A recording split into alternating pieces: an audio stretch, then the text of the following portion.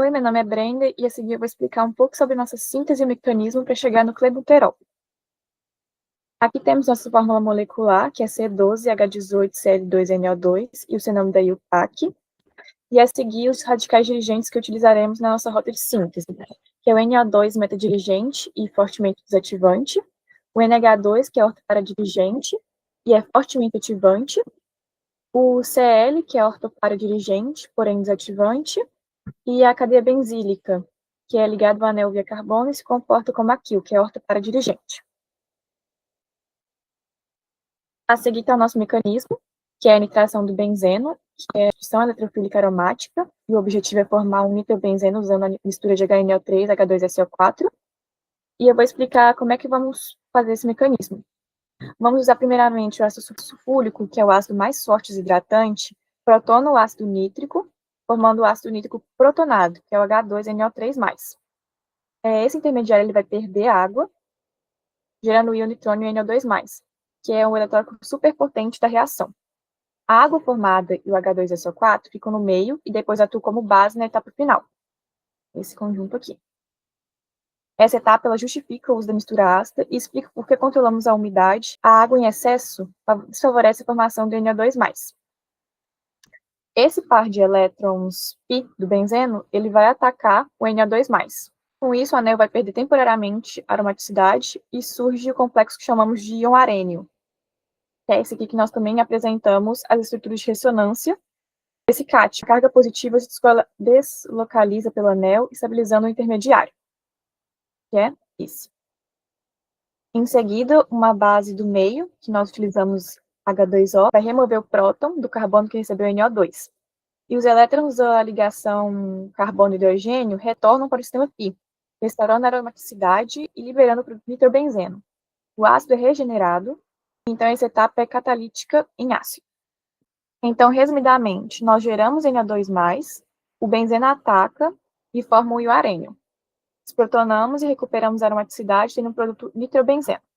Eu vou mostrar o mecanismo de redução do nitrobenzeno para anilina. E vamos utilizar o ferro em HCl. O NO2, ele está ortoparadirigente. O grupo NO2, ele é sequencialmente protonado e reduzido até NH2+. Se mostra aqui. Aqui, esse NO2 está se mostrando como método dirigente e esse NH2 ele vai se mostrar posteriormente como ortoparadirigente. Então, agora eu vou mostrar a próxima reação, que é a reação de proteção da anilina da acetanilina. Por quê? Porque a anilina ela é muito reativa e básica.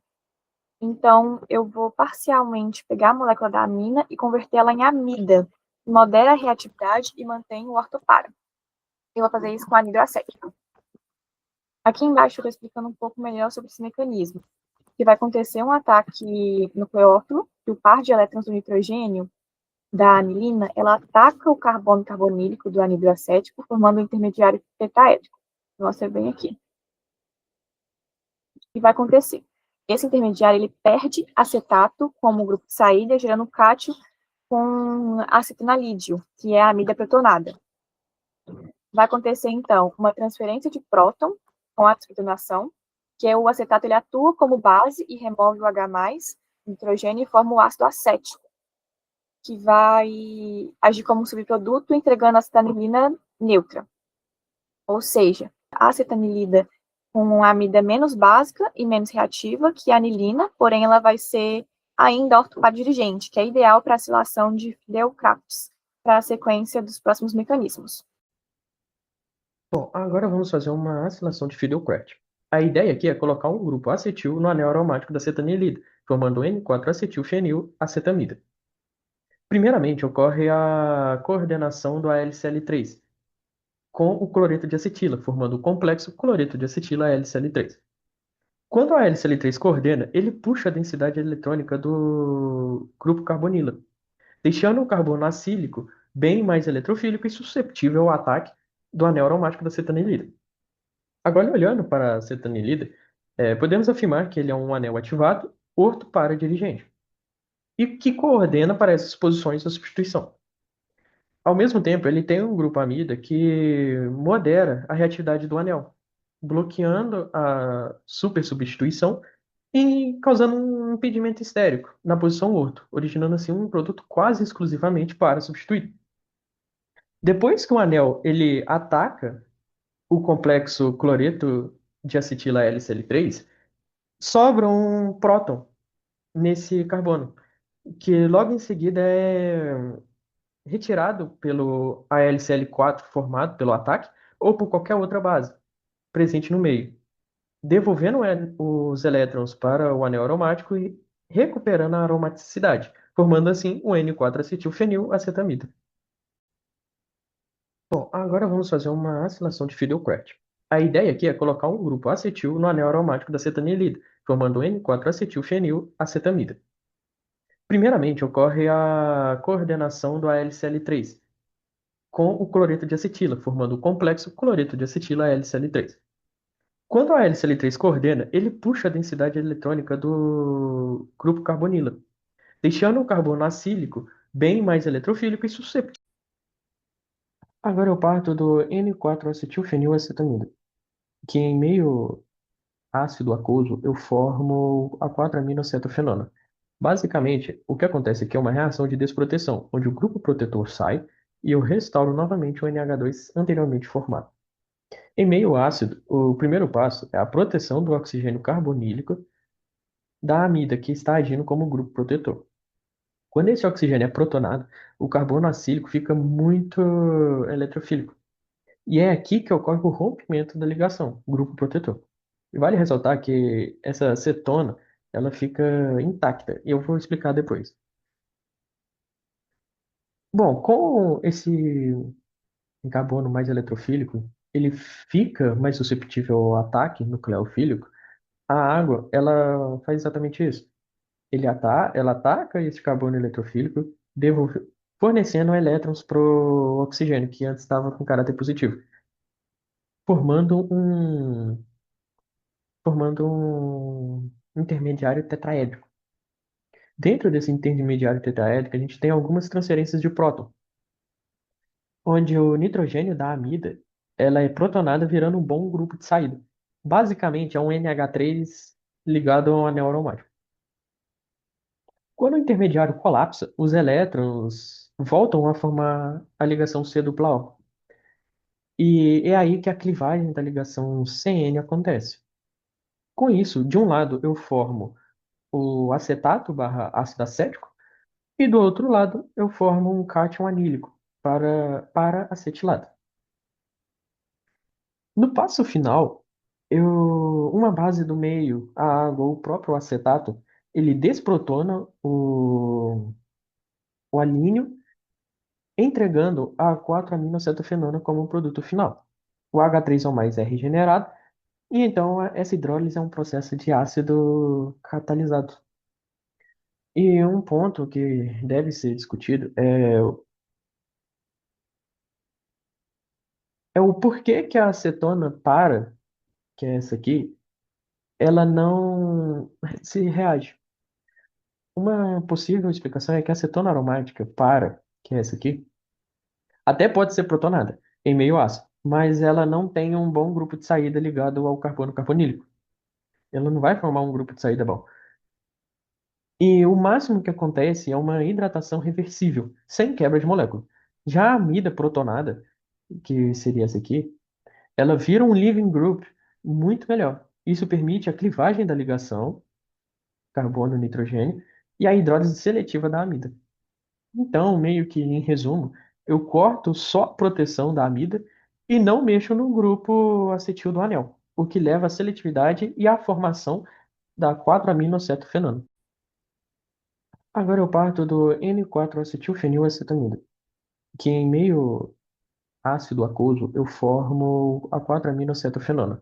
Basicamente, o que acontece aqui é uma reação de desproteção, onde o grupo protetor sai e eu restauro novamente o NH2 anteriormente formado.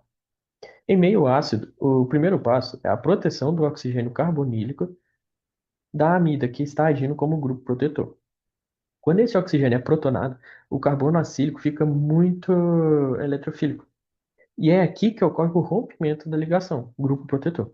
E vale ressaltar que essa cetona, ela fica intacta, e eu vou explicar depois. Bom, com esse carbono mais eletrofílico, ele fica mais susceptível ao ataque nucleofílico. A água, ela faz exatamente isso. Ela ataca esse carbono eletrofílico, fornecendo elétrons pro. Bom, agora entramos numa EAS de halogenação, onde eu quero colocar cloro nas posições urto, da 4-aminocetofenona, chegando ao produto de 2,6 de cloro, 4-aminocetofenona, reagindo com excesso de Cl2 e FSL3. O FSL3 é um ácido de Lewis que coordena Cl2, formando o complexo Cl4- mais Cl+. É esse Cl+, que é atacado pelo anel aromático. Quando ocorre esse ataque, o FSL4 ele age como uma base, removendo o próton do carbono do anel, devolvendo a aromaticidade, liberando HCl mais FSL3. Basicamente é esse o mecanismo, onde o anel ataca Cl+, e forma um complexo alfa, que é o íon arênio. A anilina é outro para-dirigente, ativante. E a acetona, ela é meta-dirigente e desativante. Ela é meta-dirigente e desativante. Como estão entre si, ambas convergendo para as posições 2,6, no primeiro ataque formam majoritariamente o 2-cloro-4-aminocetofenona, mostrado aqui nessa primeira reação. Em seguida, o FeCl4-, ele remove um próton, devolve os elétrons para o anel e a aromaticidade é restaurada, liberando HCl. Como estamos em excesso, o anel ainda está disponível à posição 6. E como o NH2 é orto-para-dirigente, essa posição ainda está muito favorecida. Sendo assim, o outro cloro vai entrar na posição 6, forma um íon arênio, desprotona pelo FeSL4 e a gente forma, consequentemente, o 2,6 dicloro 4-aminocetofenona, que está sendo representado o segundo ataque aqui. Bom, agora entramos numa EAS de halogenação, onde eu quero colocar cloro nas posições urto, da 4-aminocetofenona, chegando ao produto de 2,6 de cloro, 4-aminocetofenona, reagindo com excesso de Cl2 e FSL3. O FSL3 é um ácido de Lewis que coordena Cl2, formando o complexo Cl4- mais Cl+. É esse Cl+, que é atacado pelo anel aromático.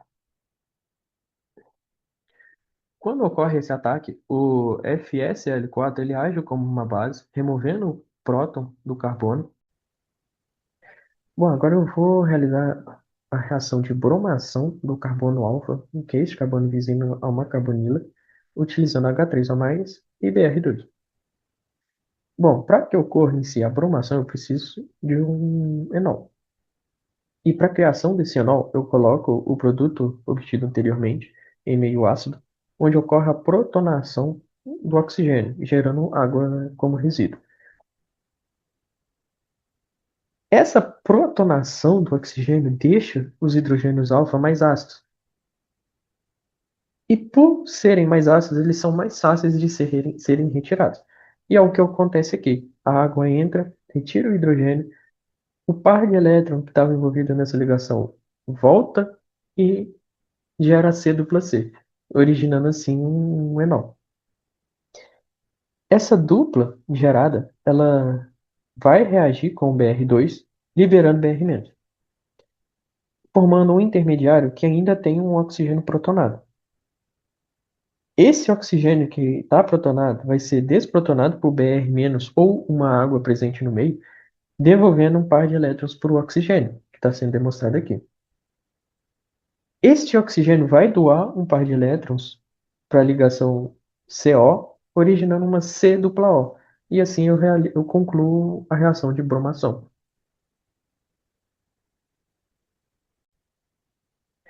Bom, agora eu vou realizar a reação de bromação do carbono alfa, que é este carbono visível a uma carbonila, utilizando H3O+, e Br2.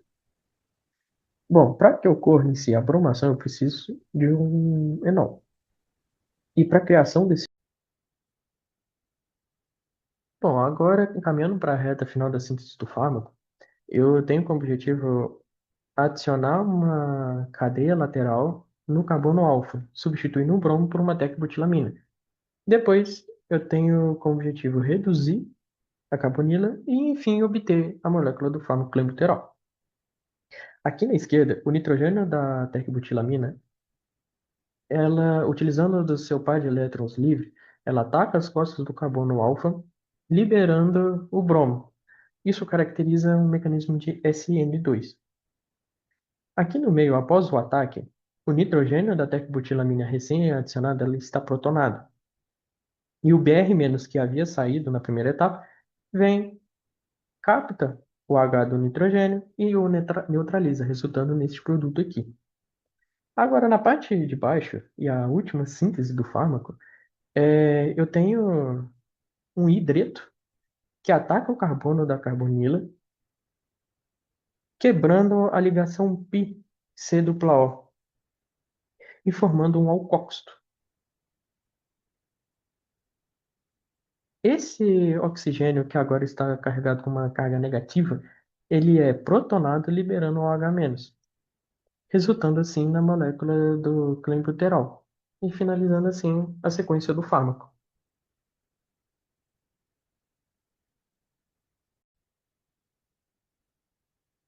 Bom, agora caminhando para a reta final da síntese do fármaco, eu tenho como objetivo adicionar uma cadeia lateral no carbono alfa, substituindo o bromo por uma tecbutilamina. Depois, eu tenho como objetivo reduzir a